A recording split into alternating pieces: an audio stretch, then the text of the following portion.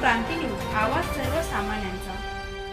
आसोला येथील विठ्ठल रुक्मिणी मंदिराच्या कळस स्थापना उत्साहात संपन्न।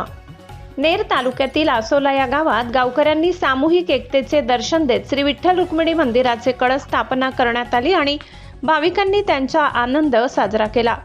यवतमाळ ते नेर तालुक्याच्या सीमेवर असलेल्या आसोला दिनांक 4/4/2026 शनिवार ते 5/4/2026 रविवारला विठ्ठल रुक्मिणी मंदिरावर कलश स्थापन करण्यात आले।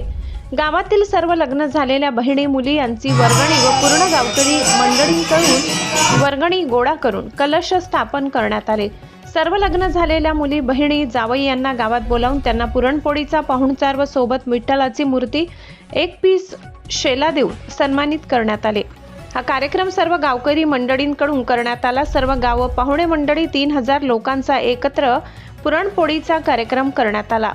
या कार्यक्रमात यवतमाळ विधानसभेचे आमदार माननीय श्री बाळासाहेब मंगळूकर यांनी भेट दिली आणि त्यांची शाल श्रीफळ देऊन सत्कार करण्यात आला। महाराष्ट्र क्रांती न्यूजसाठी देवीचंद्र राठोड, नेर। अशाच नवनवीन बातम्या पाहण्यासाठी आमच्या महाराष्ट्र क्रांती न्यूज या YouTube चॅनलला लाईक करा, सबस्क्राईब करा आणि बेल आयकॉनला प्रेस करा।